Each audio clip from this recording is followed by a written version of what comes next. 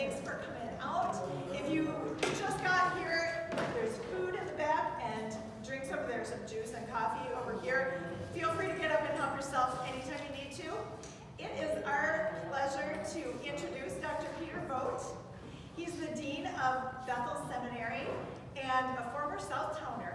And he's just a great friend and resource, and was eager when we had a conversation with him and said, Peter, you know, we've been in this COVID wilderness for a couple of years now, and Peter's expertise is in the Old Testament, and specifically the book of Deuteronomy, and it's just God welcoming a new generation to a land of promise. So we said, Peter, get us out of the wilderness. So he's here to do that, and Peter Vogt.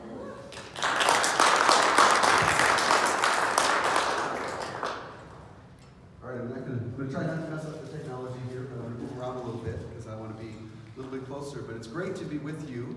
I was just talking to Carla, and I think it's been like 25 years since I've been here at Southtown. But I was a member here when I was in seminary and made some great friends here. And it's good to see some of you, some familiar faces, but it's great to be with all of you. So thanks for inviting me to be a part of this. Why don't we begin with prayer, and then we'll jump into what I've prepared for us. Let's pray. Lord, we thank you for your word. Thank you that you've given it to us to guide and instruct and teach us and to shape us, Lord, so that we might be the people you want us to be and to live the way you want us to live. I pray, Lord, that you would make your presence felt in the time that we have together. Help us, Lord, to understand your word, to be transformed by it, and then to go forth and to live differently as a result of it. We commit this time to you and ask you to make your presence felt. In your name we pray. Amen. All right. So, as you can see, our topic, Deuteronomy's vision in the Christian church out of the wilderness. I know that for many folks, the book of Deuteronomy is, we sometimes think of it as maybe the word Deuteronomy is Greek for the place where dreams of reading the Bible in a year go to die. And you start out, you get there, and you're all excited when you start reading Genesis. Maybe Exodus is pretty good, and then you hit the part of Exodus that gets into the legal material, and then Numbers picks up again, then Leviticus and Deuteronomy, and you're done for the year. I hope that's not the case, and I think it's a tragedy if that is the case, because there's so much here that's rich for us, even in our 21st century context. And as Tracy mentioned, we've been in many respects in a wilderness situation for the last couple of years in the world and certainly in our country. And I want to just kind of set the stage for us by looking at a couple of things here.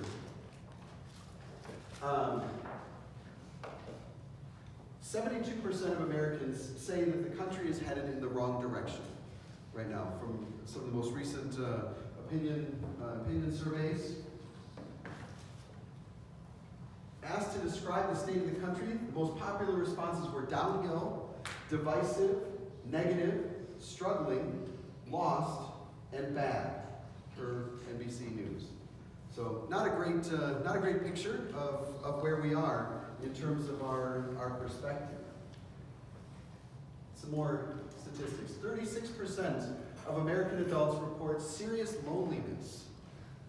This includes 61% of people aged 18 to 25.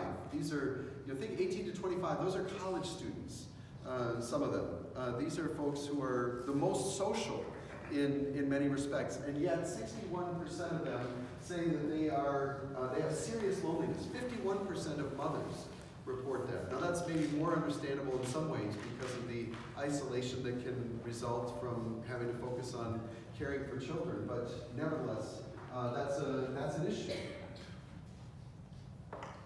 63% of young adults, that's that same 18 to 25-year-olds, report significant symptoms of anxiety and depression. 63%. That's a huge number. And how are we coping with this? Average internet user spends 2 hours and 24 minutes per day on social media. So in some ways, when you think about younger people, those 18 to 25-year-olds, they're more connected than anybody in terms of being able to reach out to people. Even in the midst of a pandemic, you can be on social media. You can connect with people. And yet, those same people who spend the most time on social media are also saying they're the most lonely and they have the highest incidences of anxiety and depression. So I know that correlation doesn't imply causation, but at least it should raise a question for us about this. Okay, so how are folks doing? This is broader Americans. Let's think about Christians. And I'm specifically thinking about, folks in our tradition, more conservative Christian, evangelical Christians. How are they faring? 15% of born-again Christians purchase lottery tickets weekly. That's a higher percentage than people of any other faith, and it's a higher percentage than people who say they have no faith at all. Now, statistically that the odds of winning the lottery are the same whether you buy a ticket or not, right?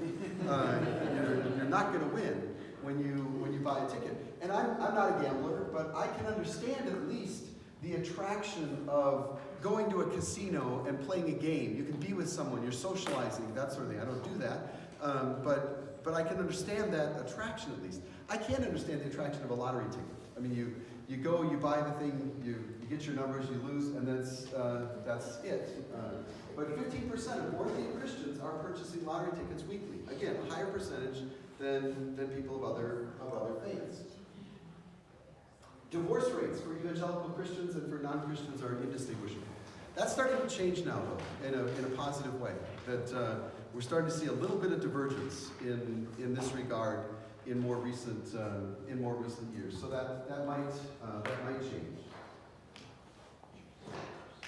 Evangelicals and non-Christians are equally likely to view pornography, despite the fact that 95% of evangelicals, and that's conservative Christians, however you want to use it, but 95% will say it's wrong to view pornography. But the rate of actually viewing pornography, it's the same between evangelicals and non-Christians. 1% difference, statistically insignificant difference. The political priorities of evangelicals is identical to that of non-Christians. The one exception to that is where you see a divergence between black evangelicals and white evangelicals. But in both instances, they reflect the political priorities of the broader community of which they're a part. So black evangelicals will reflect the priorities of black Americans more broadly, and white evangelicals will reflect the political priorities of white Americans more broadly.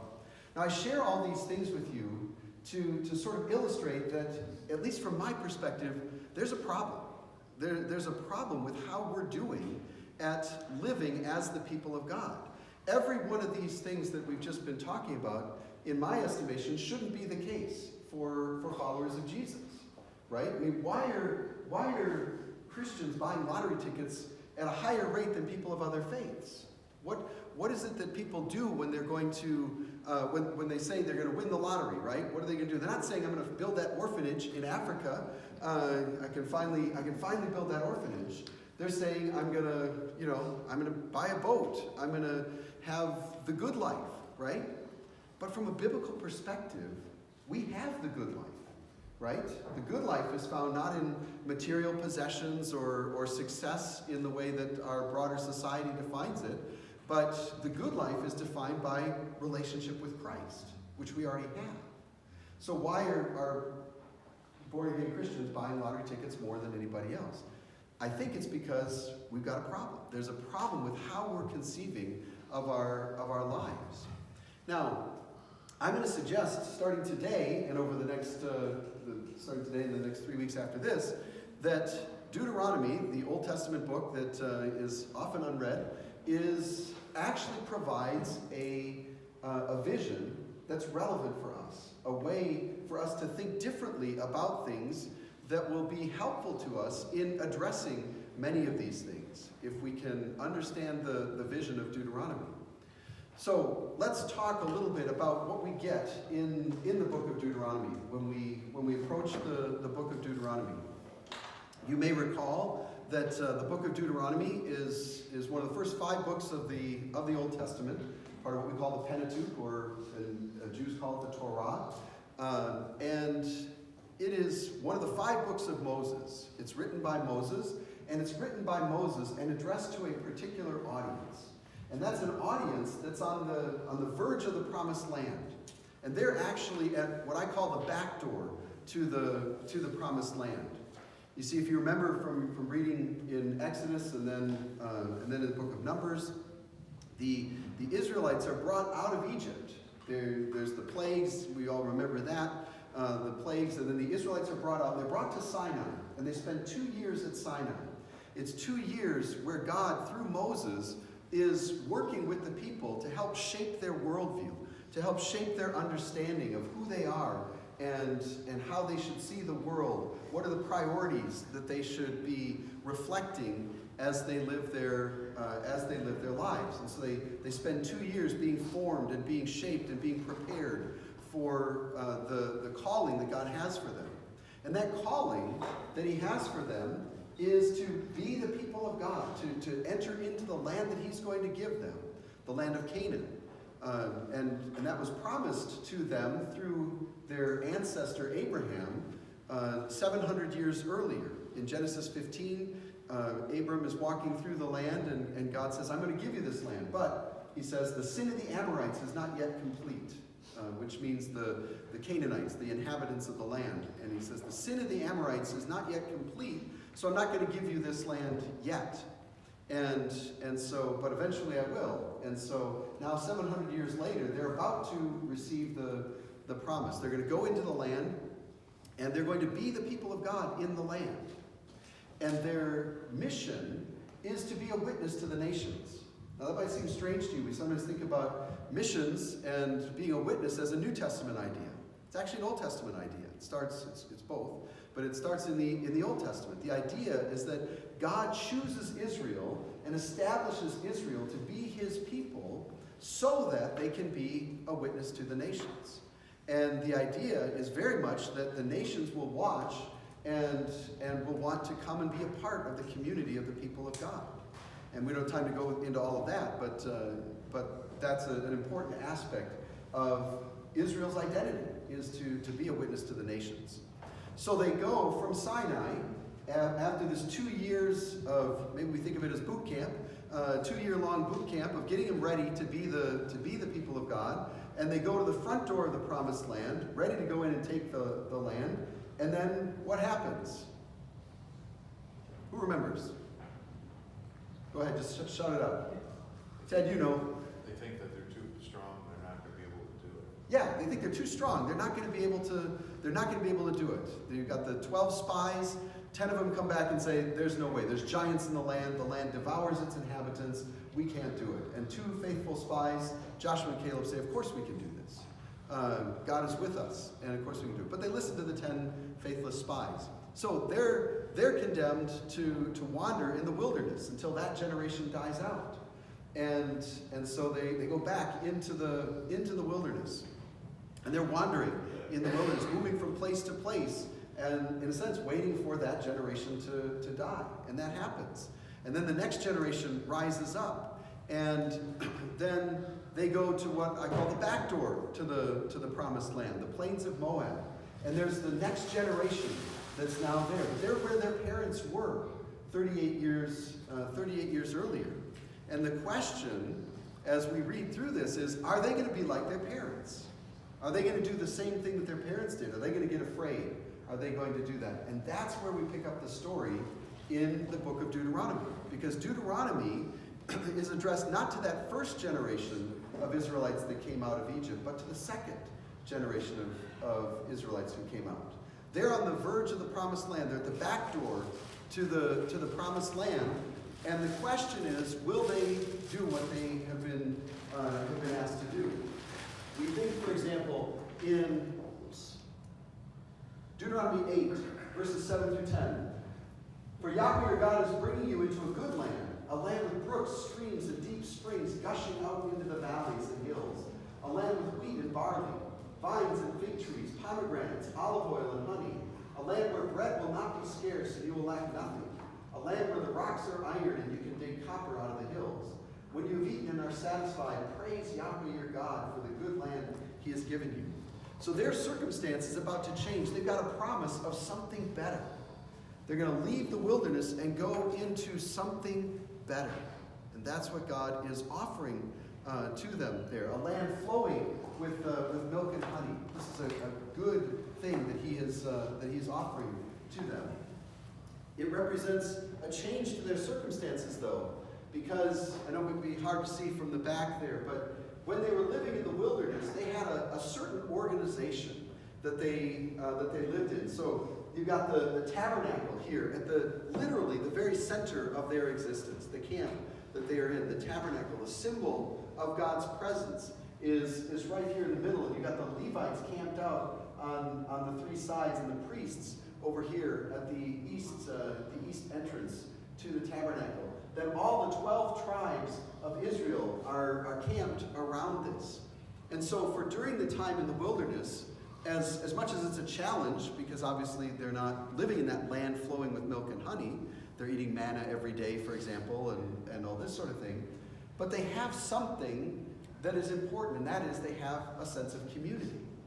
Because if you're let's pick on Naphtali. We never think about that tribe, right? So we'll pick on Naphtali. If you're a member of the tribe of Naphtali, you wake up in the morning, you come out of your tent, you rub your eyes, and you look, and there, over there, are the Danites, the tribe of Dan, just over there. And on the other side are the Issacharites. And maybe you think, I don't like the Issacharites, but they're right there. They're right next to you. And you look, and in the middle of the camp is the tabernacle, the visible symbol of God's presence, where there's the pillar of cloud by day and the pillar of fire by night. That's a visible symbol of God's presence. And so they've been living this way. This is all they've known. The audience of Deuteronomy, this is all they've ever known. Only the oldest of them were 20 years old at the time of the first possible entrance into the promised land. So the oldest of them are 48 years old. 58, sorry. Math is not my thing. And now they're going to go into the land, and things are going to change, because they're going to go in and take the land, and they're going to spread out in the land. And so while they're all going to be a community within Israel, they won't be able to walk out of their house and see the tabernacle, unless they happen to be one of the tribes that's closest to where the tabernacle is going to end up. They won't be able to just see across whatever distance it is the other tribes of Israel. They'll know they're there, but they're not as easily accessible. Things are going to change for them. And things are going to change because Moses isn't going with them. Moses has been the only leader that these people have known, and now he's going to die outside of the promised land. They're going to go in, and they're going to take the land. And when I say take the land, I mean they're going to take it from people who are already living there. The land is sort of inconveniently occupied by people that are not happy to see them. They're not welcoming to them when they come into the land. God is giving them the land and says he's going to take it from the existing inhabitants as an act of judgment on the inhabitants of the land. So it means war. It means that some of the people who are standing on the verge of the promised land won't live to see the conquest of the land. Some are going to die. And yet this is what God is calling them to do. And so this is the setting. This is the moment when Moses gives the speeches that we find in Deuteronomy, or the sermons, if you want to call it that, in Deuteronomy. And they're on the verge of the land, and it's his last best chance to tell the people the things they need to know in order to succeed at being the people of God in the land. And he's not going with them. So there's an urgency that he has. He says, this is what you've got to know. If you want to be the people of God, when the nations are crowding around you and saying, do things like we do it. You know, the religious practices of the people around the Israelites were very different from the Israelites. The Israelites believed in Yahweh alone, the one true God. And of course, in the ancient Near Eastern world, they believed in all sorts of gods. And the pressure is to say, not necessarily deny Yahweh, your God, but just acknowledge that he's one of many gods. If they did that, by the way, they could live at peace with their neighbors. But it's the one thing they can't do, of course, because to do that would be to speak falsehood, would be to deny that God is who he says he is. So Moses is giving them what they need to know. How are you going to succeed at being the people of God? How are you going to be that witness to the people around you when they're hostile to you? They don't think like you do. They're not happy to see you on the scene. They don't respect you and your views. In fact, they're offended by your views. Now, I hope that as I'm saying this, you're hearing some echoes, right, of how we live our lives today in some respects. Now, obviously, right now, at least, we're not worried about, we're not being asked to go into battle and war, and our neighbors aren't going to kill us. But they're not necessarily happy to see us as Christians as we go into the world. And we're asked to conform to certain ways of thinking. And if we just give up certain ideas that we have, we can live at peace. We can live in harmony with our neighbors. But it means denying that Jesus is the only path to salvation, for example. It means compromising on things that God says that people are supposed to live in certain ways. And so this is the moment that Moses gives the book of Deuteronomy, the speeches that are contained in the book of Deuteronomy, to the people. And he's telling them how to succeed. That's why I think it's so important for us to think about this, because it's relevant for us today. The situation obviously is hugely different in many respects, but there's a lot of similarities as well to how we're living today and how the Israelites were living then. And so we can learn something from this. So let's take a look at what Moses gives. There's 4 things that he talks about in Deuteronomy that I think are especially relevant for us today as we seek to live as the people of God today and to come out of our wilderness as they came out of theirs. And the first is the idea of the supremacy of Yahweh. The supremacy of Yahweh. This is an important thing for the Israelites to understand because, as I just mentioned, they're surrounded by people who don't recognize the supremacy of Yahweh. At best, they think that Yahweh, the God of Israel, is one of many, many gods. So you've got Marduk of the Babylonians, you've got Chemosh of the Moabites, you've got Baal of the Canaanites, all these different gods that are there, and these gods are very different in terms of how the people conceive of them. These are gods, excuse me, who they need food, for example. So sacrifice is practiced in the ancient Near Eastern world among the people around the Israelites, but it's not to honor the gods, it's to feed the gods. So you have a parallel account, for example, to the flood in the flood account in Genesis. There's a parallel account, well, several of them actually, in the ancient Near Eastern world. And in one of them, after an 8-day flood, the gods haven't been fed for 8 whole days. And so they come, and it says that the Noah figure in that story offers a sacrifice, and it says the gods descend on the sacrifice like flies. And the reason is because they're starving. They haven't eaten for 8 days because they killed off all the people that were giving them sacrifices.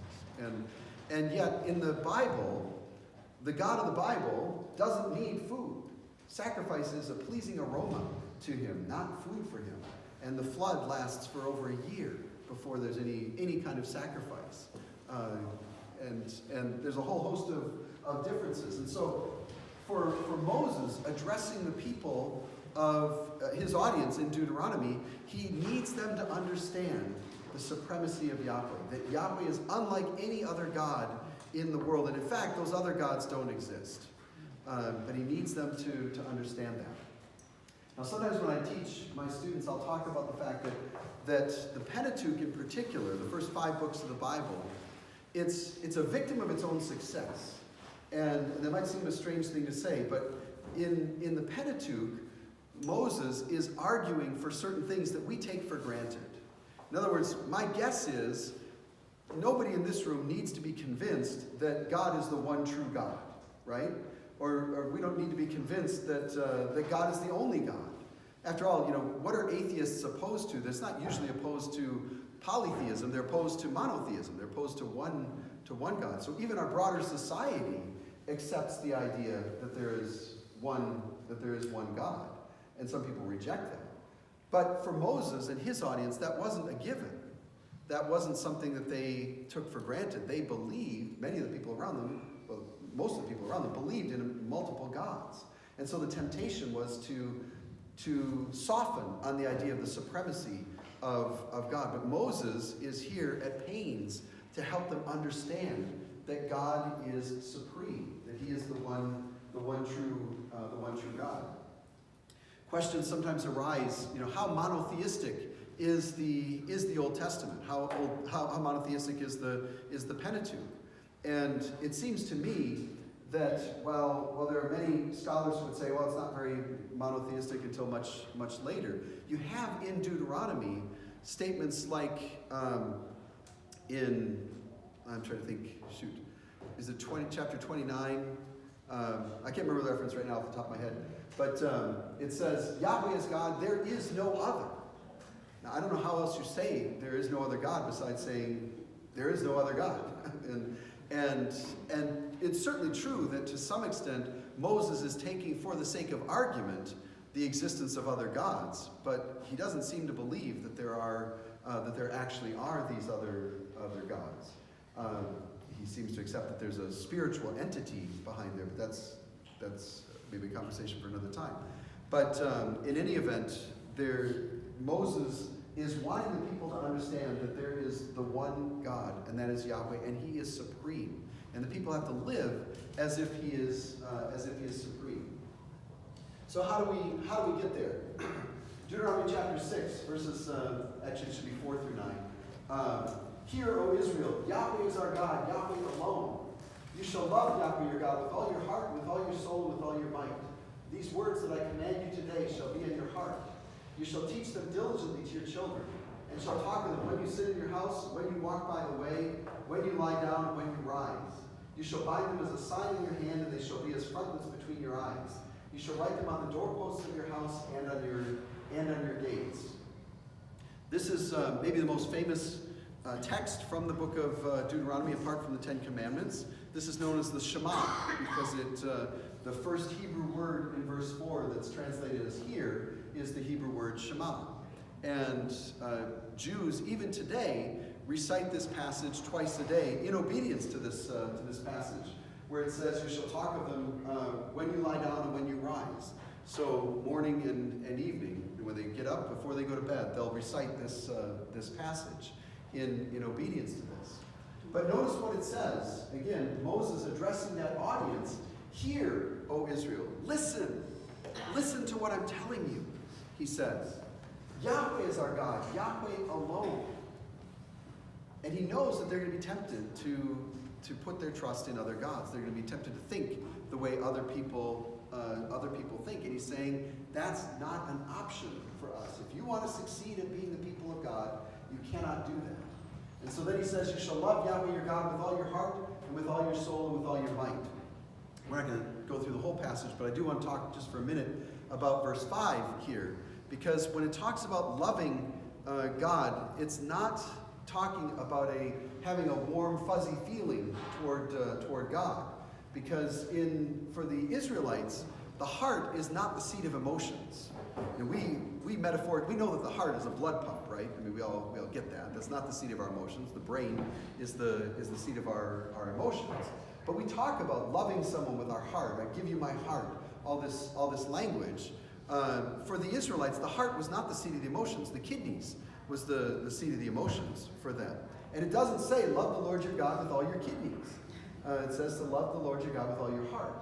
The heart was the center of the person, the totality of who they are. And so what Moses is saying to the Israelites is that they have to show loyalty to God and commitment to God with every fiber of their being. There's to be no part of their life that is considered not totally devoted to God. Why? Because he's supreme. He is the one true God. Yahweh is our God, Yahweh alone.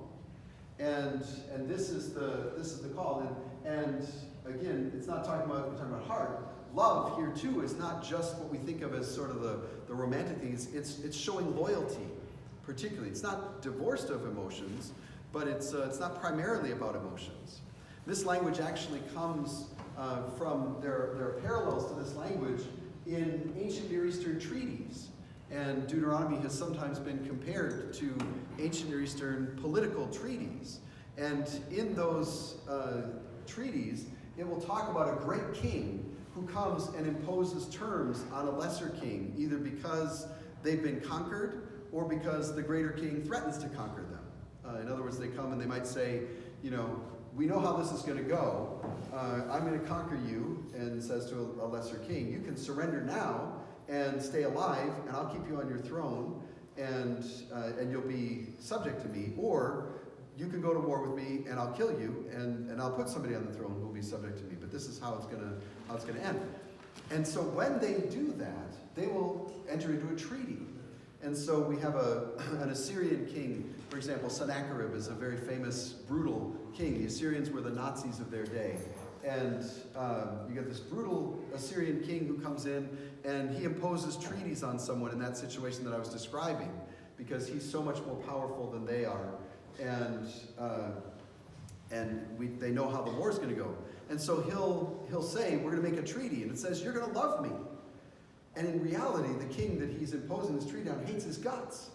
But Sennacherib doesn't care, because it's not about emotion. It's about loyalty. It's about devotion. You will show absolute loyalty to me, is what Sennacherib is saying to the lesser king. And then Sennacherib says, I'm going to do these things for you in return, not least keep you alive, but also I'm going to do these kinds of things for you. And so that's the backdrop. That's the language that Moses is using here to communicate what is expected of the Israelites. Now, obviously, there should not be any sense where, in reality, the Israelites hate God's guts, right? But nevertheless, it's not primarily about emotion. It's about showing loyalty, showing devotion, acknowledging his supremacy always, everywhere, and at all times, even if they don't feel like it, even if it's easier to do something different. And this is what Moses is saying is the first aspect that is required for the Israelites. If they don't get the supremacy of Yahweh right, they might as well fold up their tents and go home, because they're not going to get anything else right. If they start compromising on who God is and the role that God is called to play in their lives, it's over. They're not going to succeed at being the people of God.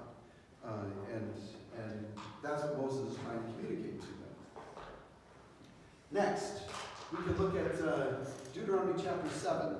How are we doing for time here? I better take a look. Okay. When are we done? Are we done 10:15? Yes. Okay, great. Deuteronomy chapter 7. If you say in your heart, these nations are greater than I, how can I dispossess them? You shall not be afraid of them, but you shall remember what Yahweh your God did to Pharaoh and to all Egypt, the great trials that your eyes saw, the signs, the wonders, the mighty hand and the outstretched arm, by which Yahweh your God brought you out. So will Yahweh your God do to all the peoples of whom you are afraid. Moreover, Yahweh your God will send hornets among them, until those who are left and hide themselves from you are destroyed. You shall not be in dread of them, for Yahweh your God is in your midst, a great and awesome God. So, in this chapter, this is an excerpt obviously from chapter 7, Moses is trying to help the people to understand that their source of strength lies not in their armies, not in their abilities, but in God. In fact, they're much smaller in many respects than the nations, and they've got the advantage. The other nations have the advantage of defending their homes when people come in. We see that in the news today as we look at the war in Ukraine and the challenge that Russia is having when fighting against Ukrainians who are defending their own homes. And that's what the Israelites are being asked to do as an act of judgment, to conquer a people who are defending their own homes. And it'd be very tempting for them to say, these nations are greater than I am. There's no way that we can beat them. If they say that, they're forgetting something really important. They're forgetting that God is with them. God has commanded them. God is able to take care of these nations. This is, they've got on their side the God who speaks and worlds appear. And so he is certainly able to help them. And so part of what the vision of Deuteronomy is for the Israelites is to remember who God is. So it's the supremacy of Yahweh, but also his character, his abilities, his attributes. You know, sometimes I think that for many of us, the challenge is not so much in acknowledging God's existence. We certainly acknowledge God's existence, but sometimes we question his character. We question his power. Is he really able to do the things that he says he's able to do? And that's what the Israelites are doing here, or at least what Moses is warning the Israelites against doing here, is to question, is he really able to do these things? But they have to get this right. They have to understand who he is, what he's capable of, and what he's calling them to do. So they can enter into the land. They can go up against a nation that's greater than them, go against a military that is more powerful. They can use strategies that are crazy in the eyes of the world. Think about the Conquest of Jericho, right? What happens in the Battle of Jericho? March around the city 7 times. They don't teach that at West Point.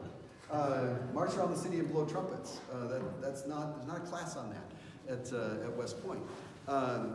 That works when God is the head of your military, and so they can come in and see this. And note what it says in verse 19. This is important. So start verse 18. You shall not be afraid of them, but you shall remember what Yahweh your God did to Pharaoh and to all Egypt, the great trials that your eyes saw, the signs, the wonders, the mighty hand, the outstretched arm by which Yahweh your God brought you out. This seems like maybe it's a throwaway kind of a thing, but it's important. Moses is reminding them that they have seen God's power, right? Now this generation, they weren't actually in Egypt at the time, except for maybe the oldest of them, but they've heard the stories of this, how they came out of Egypt, and the plagues that were performed in Egypt against the Egyptians. And in the plagues, all but one of the 10 plagues is a direct challenge to the gods of Egypt. It's a direct challenge to the power of the so-called gods of Egypt. And Moses is reminding the people that God was able to triumph over all the gods of Egypt, and he was able to bring them out of Egypt. So this is important for them, because when they go into the land, when they're having to face an enemy that again is not happy to see them, when they're charged with the conquest, and they're afraid, they have a reminder of what God has already done. What God has already done for them. And they're to remember those things. They're to keep that in their mind. That they not just to acknowledge intellectually the supremacy of Yahweh, but to remember that they've seen it lived out. They've seen it demonstrated in very real ways in their lives. Next, Deuteronomy chapter 8. There's 34 chapters in Deuteronomy. We're not going through all of them, just so you know. Deuteronomy chapter 8. Take care lest you forget Yahweh your God by not keeping his commandments and his rules and his statutes, which I command you today. Lest when you have eaten and are full and have built good houses and live in them, and when your herds and flocks multiply, and your silver and gold is multiplied, and all that you have is multiplied, then your heart be lifted up, and you forget Yahweh your God, who brought you out of the land of Egypt, out of the house of slavery, who led you through the great and terrifying wilderness with its fiery serpents and scorpions and thirsty ground where there was no water, who brought you water out of the flinty rock, who fed you in the wilderness with manna that your fathers did not know, that he might humble you and test you, to do you good in the end. Beware lest you say in your heart, my power and the might of my hand have gotten me this wealth. You shall remember Yahweh your God, for it is he who gives you power to get wealth, that he may confirm his covenant that he swore to your fathers, as it is this day. And if you forget Yahweh your God, and go after other gods and serve them and worship them, I solemnly warn you today that you shall surely perish. Like the nations that Yahweh makes to perish before you, so shall you perish, because you would not obey the voice of Yahweh your God. So Moses is here addressing another threat, another challenge to understanding the supremacy of Yahweh, and in that way, preparing themselves to live as the people of God, to succeed at being the people of God. And this is what I call the burden of blessing. And I think this is especially important for us in our society. And that is the challenge of affluence. Okay? He says, beware that when you eat and are full, when you have all this good stuff, you have houses, you built good houses, live in them, you got all this wealth, and talks about this. Beware, you say, my power, verse 17, and the might of my hand have gotten me this wealth. It's the idea that we can be self-sufficient. It's the idea that we don't need God to accomplish the things, that we've really done this on our own, and we really deserve it. Now, I would suggest that this thinking doesn't come in exactly in that way. I mean, nobody is going to say, well, yeah, I don't need God. I did this myself. But it creeps in. It sneaks in to our thing. It's like, well, I did do all that work in college to earn my degree, and so that's how I got this job, and that's how I got the promotion. And yeah, God gave me the attributes that led me to this place. But I really did it kind of on my own strength. It's really me and God together that did this. That's not true. And Moses is warning against that, because he's saying that the danger is that when you have all this wealth, when you have this affluence, the danger is you think that you did it yourself. And he's saying that's a problem. And of course what happens, it says in verse 18, you shall remember Yahweh your God. It's he who gives you power to get wealth. And if you forget your God and go after other gods and serve them and worship them, I solemnly warn you today that you shall surely perish. Like the nations Yahweh makes to perish before you, so shall you perish, because you would not obey the voice of Yahweh your God. To fail to acknowledge God's role is a path to failure. It's a path to destruction for them. They'll be treated like the Canaanites. And that's a principle, by the way, that as you read through the book of Deuteronomy, through the whole of the Old Testament, is this, that if the Israelites act like Canaanites, they will be treated like Canaanites. So we know about the election of Israel, the choice, that Israel is the chosen people of God, the special treasured possession of God, and that's all true. But it's not a blank check. It's not that they can just do whatever they want and God's not going to have anything to say about it. If they act like Canaanites, they're treated like Canaanites. By the way, the flip side of that is true as well. When the Canaanites act like Israelites, they're treated like Israelites, even though they're condemned to destruction according to this. But if they act like Israelites, they'll be treated like Israelites. So it's much more complex than we sometimes think. We sometimes think of it as, God comes in, just wipe out the Canaanites. In one sense, yes, but in another sense, it's wipe out the Canaanites who persist in acting like Canaanites, not the ones who convert and follow the God of Israel. But in any event, the point is that God is the one who provides. God is the one who gives all these things to them. He is supreme for the Israelites. And if they allow that thinking to creep in, that they did it themselves, they'll be judged, just like the Canaanites were judged at the hand of the Israelites. And of course, by the way, as we read through the Old Testament, we realize this does happen, right? I mean, the northern kingdom is destroyed and never returns. The southern kingdom, Judah, is taken out of the land and brought back after exile. So it's not that they can just get away with anything. They can do whatever they want. God is faithful to his promises here. Okay, so let's think about today. Is this still relevant for us? I said to you that I think Deuteronomy is uniquely relevant in addressing the wilderness situation that we find ourselves in. And how do we get ourselves out of the wilderness? I would suggest that one of the most important aspects of coming out of the wilderness, whatever wilderness it might be, literal, figurative, ancient, modern, whatever it is first to acknowledge who God is. We cannot come out of the wilderness unless we acknowledge who God is. And we have to acknowledge that he is supreme. He is the one true God. And this means not just intellectual assent, but it means recognizing that, living that out. We're going to talk about that in the coming weeks as to what that looks like, how that is meant to be lived out. But as we've already begun to see, there are ways that this is relevant. The vision of Deuteronomy is relevant for us today. We have the temptation to see ourselves as the ones who got our wealth, right? And I don't need to see anybody's tax returns or anything like that to know that from a global perspective, everyone in this room is wealthy, okay?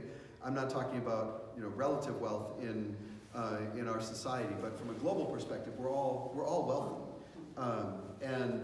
and so the temptation is to say that we did it ourselves, and to not acknowledge God's sovereignty here. And that's what I said before, the statistic about Christians buying lottery tickets weekly, and they want the good life, right? But how do they define the good life? It's usually in terms of material possessions and this sort of thing. It requires success at being the people of God. Coming out of the wilderness means framing things differently and seeing things in a way that is consistent with how God sees things. And the way God sees things is that He is the one who gives all these blessings, and He gives abundantly, and yet that's not a measure of success. We can't take credit for if God is supreme, if He's the one who gives us all that we have, and He is the ultimate source and supplier of those things, then it's crazy for us to say, well, look how great I am. I did that. I might as well say, well, look, I got blue eyes, so isn't that great? I had nothing to do with it. And the same thing is true, in a sense, with things like wealth and success from a human perspective. So this is part of living out the supremacy of God. We need to acknowledge that in every part of our lives. And when we think back again to the statistics of how people are experiencing loneliness and anxiety and depression and all these things, I think at least part of it. And by the way, before I go on, I want to say, I'm not downplaying the reality of those things, and I'm not one who says that mental illness is not real. My family, there are many members of my family who struggle with aspects of anxiety and depression. I'm not saying it's not real, and that we just need to pray more and everything is fine. But I do think that the focus on God is vital to any person, whatever circumstance that they are facing, and we exacerbate problems when we fail to acknowledge the supremacy of God, because we all of a sudden, if it's up to us, because the flip side of thinking that we're responsible for our wealth, right, and our status, then it's on us, and so the flip side is that we've got the pressure to succeed, and that can cause a huge amount of anxiety. If my neighbors are getting ahead of me in terms of their wealth and accumulation and all that sort of thing, well, that can be very anxiety provoking. I got to get busy, right? I got to do something and get going. That can be hugely anxiety provoking. And yet, if we can acknowledge the supremacy of God, we can begin to come out of the wilderness in this way, and to say, I don't have to worry about being responsible for my own success. I'm not saying it means we don't work. I'm not saying it means we don't save for the future and that sort of thing. But it's how we think about it that matters. We're not putting our trust in those things, and we're not saying that we did it ourselves. We're putting our trust in God. I'd like to open it up for some discussion here in the remaining minutes that we have. We've got about 10 minutes or so, it looks like. I'd love to hear from you. First of all, if you have questions about this, but then also, how do you think this whole idea of the supremacy of God, how is that relevant for us today, or is it relevant in your life? First of all, are there any questions? I know I've gone quickly through this, and I have that tendency to do that. So I want to pause and give you a chance to ask questions. But then I'd love to hear from you about how you think this is relevant for your life coming out of the wilderness. Any questions, first of all?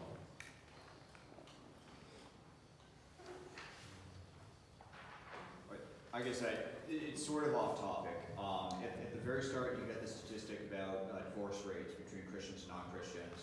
And my understanding is between people who identify as Christian and non-Christian, it's about the same. But then people who actually try to practice, it's significantly, it's different. Yes. Okay. Did you all hear that? Okay. Yeah, that is true. It's hard with a survey though to make that distinction. That's why I was saying it seems to be changing. That there does seem to be improvement in that area. And that's starting to come through even some of the research because I think people are doing a better job of that in general. I have a question. Yeah. Could you expand on your comment about, you mentioned if you act like Canaanites, that's how you be treated, and vice versa. Could you expand on the vice versa? Sure. Side of us, I think we often think of, well, it's all just about wipe them out. Yeah. So the question was about, the Canaanites and if the Israelites are treated like Canaanites and vice versa. How does that work?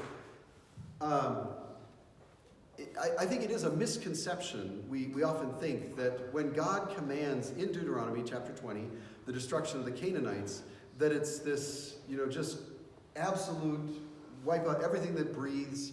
You kill them no matter what. That's not actually what happens, and it's not actually what God is commanding by virtue of how he responds to those things.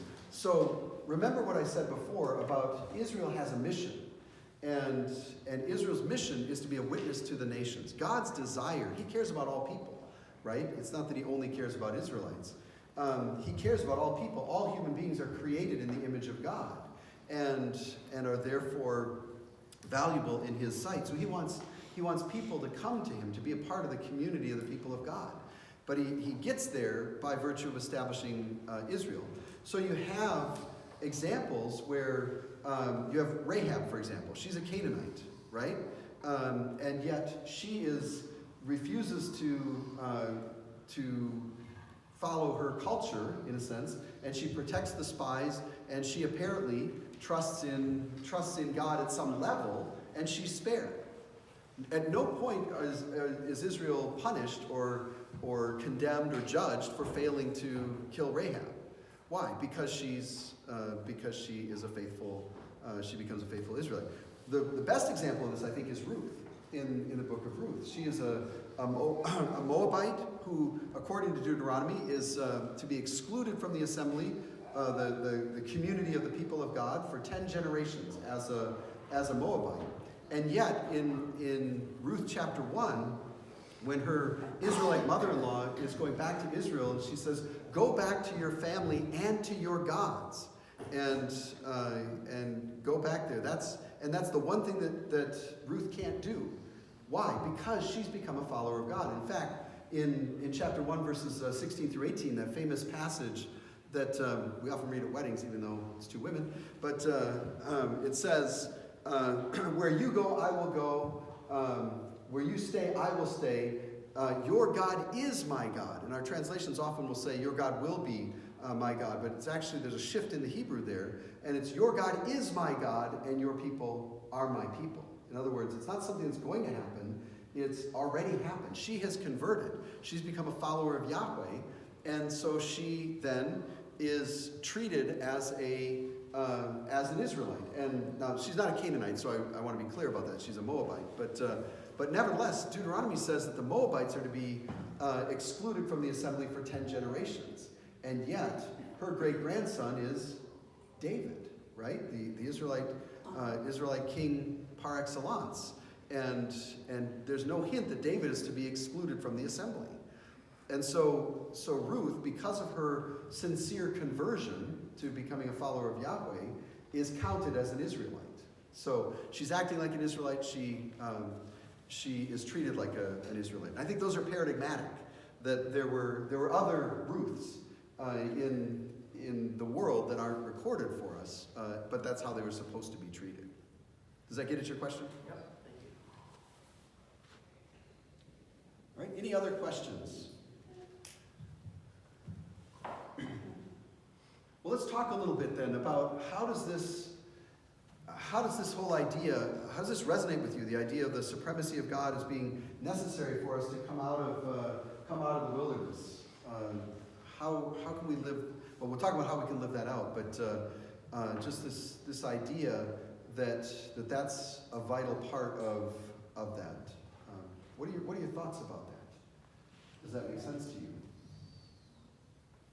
Any comments or thoughts that you have about it? How's it going to make a difference for you tomorrow morning when you go to work or school or whatever? I guess it's where your root is.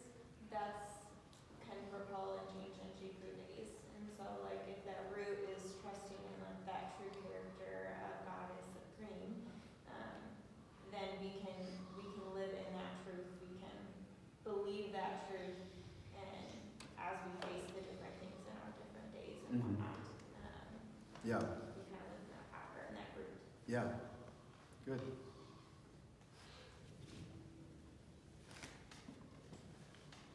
I think a lot of times we live as functional atheists. That is, we don't live any differently from somebody next door to us who's not a believer.